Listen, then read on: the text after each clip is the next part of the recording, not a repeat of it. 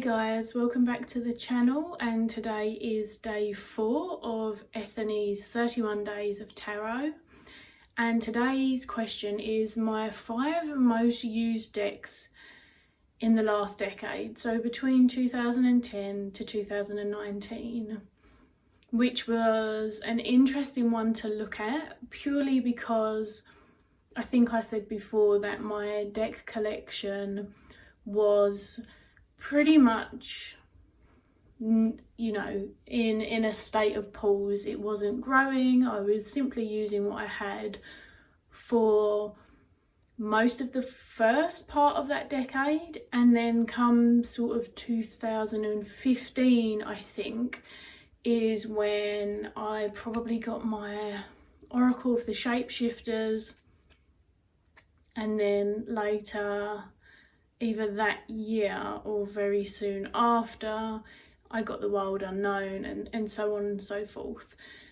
So it was an interesting one to reflect back on, and also because my memory's not the best, I did find myself toying between what was most used with 2 decks. I went with one in the end. I'll briefly mention the other one. 2 of these are not going to be a surprise to anyone who knows me at all. And one of the reasons that I wasn't sure whether to do 31 days of tarot this year is because I know that some of these get a bit samey. So hopefully you don't mind, and we'll go on for those. It says most used decks, so I've gone with tarot and oracle, although there's only one oracle that was definitely most used, which is what we're going to start off with. The first deck that we have got is my beloved medicine cards, and you already know the story, but if you're new, just very quickly, this is the deck that I've had since I was very, very young, and before I was gifted this by my mother, I used her original copy. I think she later got the revised, which is this one, which has more cards. This is the 52, and the first one only had 44. This is where my animal medicine love stems from, although it doesn't fully encapsulate it at this stage. But this deck has been more used than anything else I own, more used than tarot, because whilst I have been, you know, I grew up and I've been involved in and out with tarot through most of my life, I have had periods of time where I haven't really gone to the cards, and they were quite, I'd say, long periods of time, because I might pick the cards up in quite a flippant manner, but it wasn't with any regularity during those breaks.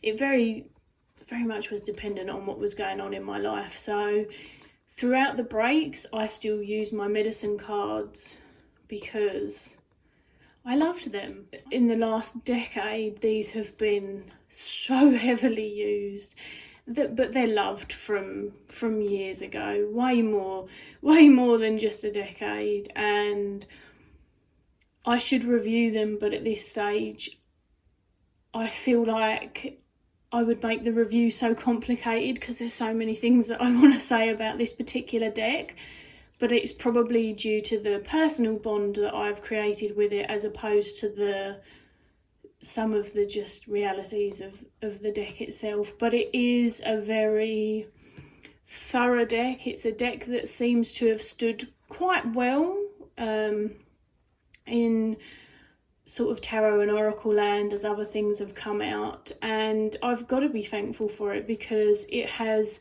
definitely evolved a part of my practice, which is very important, and is not a niche in that I know lots of people do animal medicine, but is certainly one of the niches in mine that's a big focus and part of what I offer to other people as clients. Next up in the most used in the last decade is my Medicine Woman Tarot, because this is my first ever tarot deck, and as I say, I didn't start really accumulating many decks until to the end of 2015. And I did have other tarot decks before that, but some of them were lost and damaged in various moves and etc. And others I just wasn't bonded with. So when I was using tarot, it was always this one in the beginning of 2010 and onwards. This deck is a very big part of my practice because I kind of came to tarot in a different way to not everyone, but unless I was being encouraged to read the books, because I realised what other deck it was that I had. It was the Mythic Tarot. I know my mum had a copy, but then I realised that I had a copy as well, and what happened is I lost the Devil card and couldn't find it when I moved, so I binned it because I was a teen and I didn't think about it. I know, sacrilege. But this deck, I didn't have the book for this deck, and I was very much taught to read the imagery, basically. And so I had to learn I didn't have to, I chose to learn Rider-Waite-Smith in 2016, 15, I'm a bit blurry, one of the two. I keep getting interrupted and losing my train of thought, but the show must go on.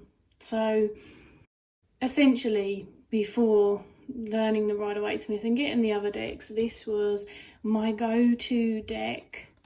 And whilst I'm not suggesting it's not got its problems, it at its time felt diverse, and there's some stuff that I really appreciate that I think was great about this deck. And unfortunately, because it didn't come with the larger book, some of it was misunderstood and misinterpreted, and also hindered by what they state on the packaging, as opposed to what Carol Bridges was professing to try and achieve, to try and convey in this deck.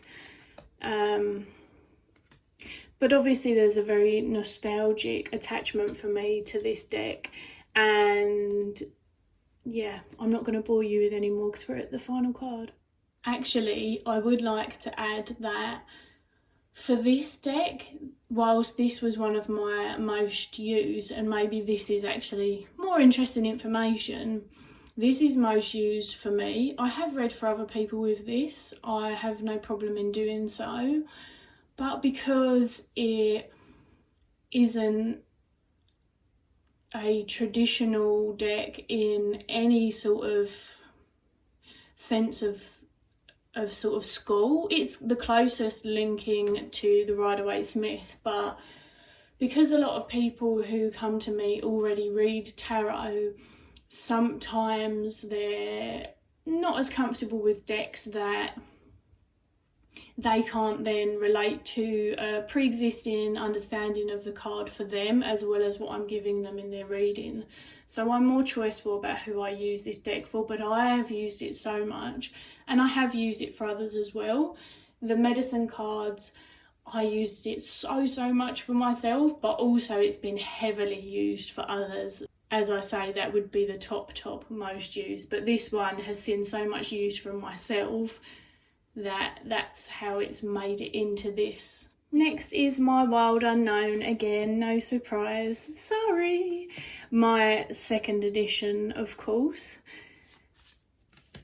This has been one of the most used for both myself and client readings. When I was practicing, I used this one a lot, and then when I started selling readings, this one sees a lot of use. I feel this is just such a balanced deck. It's a deck that, despite a few of the cards that people have professed to sort of feel uncomfortable with, like the Ten of Swords with the bison who is being pierced quite violently, that most people are actually quite open to this deck. Here's the other lamb. If you watch my previous video, you'll know why I'm pointing them out. And also, I forgot to add in my previous video, one of the things, I love both lambs, but also in the first edition, which I was so excited to get, the swords have the detailing that she does on some of them, and I find that in itself really interesting. So, side note, this is, just one of those decks that most people seem to be okay with being read with. And that is why it has, there's our card, seen a lot of use. It's a deck that I am so comfortable reading with, and whilst I won't read for anything that I'm uncomfortable using, I feel something to be said about the decks that I have such a significant connection to. There's something in those readings. I don't quite know how to explain it, but I feel it. And I'm always really excited if someone asks for one of these decks in particular. Number 4, and we're moving into maybe less expected decks, is the Animal Totem Tarot. How's that for a confronting card? I love the layers of the Devil card here, because where our eyes, or at least mine, are drawn to this occurrence, but this is nature. This is, our discomfort with this is human projection. You know, it's our own feelings about how uncomfortable it is to witness this. But actually, you know, if we really want to talk devil, then these traps, this is a really fucking awesome animal deck, honestly. And I was gifted this by a friend, and it had been sitting on my wish list, but I was really trying to come to terms with the Rider-Waite-Smith in a traditional way as possible to sort of flesh out the way that I read, and I wasn't sure how this would do. And this is an animal deck done right. If you're wondering about the Brady Tarot and you simply can't afford it at the moment, and you haven't kickstarted the new one and you're not sure if you'll get it, so the second edition, and you're okay with the various animal imagery, you know, the whole array of everything that we see in the animal world, I cannot recommend this deck enough to you. It is affordable, it comes with a freaking awesome book, and the animals they're interesting choices, and yet they still make a lot of sense. It's really intentional in the same way that I would describe the Brady Tarot. The drawings to me are beautiful, but one of the things that I'm really drawn to, and I said this about the Birds Oracle deck, is the very realistic sketch drawings with the detailing that kind of remind me of encyclopedias, like animal and plant encyclopedias, before photographs were introduced into them. So I'm kind of showing my age a little bit. There's still a bit of, I wouldn't say fantasy, there's a little bit of a magical element, but mostly earthy. This is probably the most out there card, but is a great spin on Judgment, makes a lot of sense. But I still feel like this one talks to the Rider-Waite-Smith. They're not all just still animals doing nothing. It feels like it pulls in a lot, and when I got this deck, I just took it with me everywhere, and it has seen the outdoors probably more times than many of my decks. It's such a good reader, and it came at a time when I just wasn't drawn to many of the people decks at all. And I guess I was especially fussy because of my connection with the Medicine Woman. But the animal decks really felt like they were opening up something during the decade that the human decks didn't feel like they were doing until really the latter part of the decade, like the real latter part. That's obviously only my personal opinion, but that is how I felt. and so this got so much use. I just love the mixture of animals. It feels so uncliche in a period of time when we're lucky enough to have so many choices of animal decks now, and I'm not gonna lie, I'm not sad about that. But this is freaking awesome. It's given some really great client readings. It has been used a lot for my personal practice, and it just is one of my all-time favourites as well. And last but not least, the lovely Wildwood Tarot, which is a nice mixture of people, nature and animals. It was between this one and Tarot of the Pagan Cats, if you're curious, but actually, on reflection, my Tarot of the Pagan Cats comes out with me a lot, gets chucked in the car for when I'm visiting people, but I have to say I'm pretty certain that this one has had more use than that, just because I have done a lot of client readings with this deck. A lot of people who choose me to be their reader, which still just elates me and blows me away without getting too gushy. I feel that they are often drawn to similar things in their practice as I am, and they usually express that, whether it's animals or they have an earthy practice or whatever it is. And often I will allow people to choose the decks, and this was one that gets highly requested quite a lot. I don't know whether it's just because people love it so much or that they knew that I loved it so much. I really enjoyed using it for Kelly from the Truth in Stories. Was it last year or the year before that I did it? They went for a walk through the Wildwoods. I think that they did it in 2019, but I didn't participate. It was 2018, dedicated to just using this deck for that month. I'm sure I've got the name wrong, but this was a deck that got me into Will Worthington's art. It's the deck that really solidified my connection to the Wheel of the Year, because I actually sat down, not only did the walkthrough and the meditation with this deck that's in the book. If you haven't tried it, it's awesome. Go for it. It is really cool.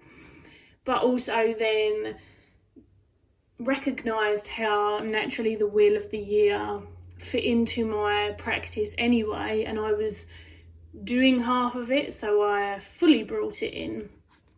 And there's a lot that I have this particular deck to thank for in terms of how my practice developed in the latter part of the decade.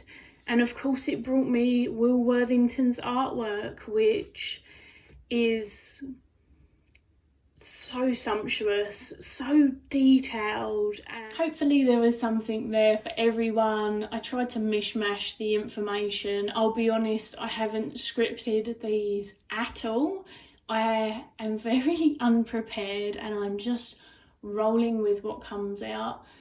So maybe they're not as well thought out as usual, but I'm enjoying joining in for the time being still. And I'm really curious this particular prompt to see other people's and see how different their most used over the decade is to maybe what they loved most recently or used most in the last sort of year, because I would imagine for some people it's going to be much more of a significant difference than mine is, just based on the size of their collection or how long they've been using various decks and things like that.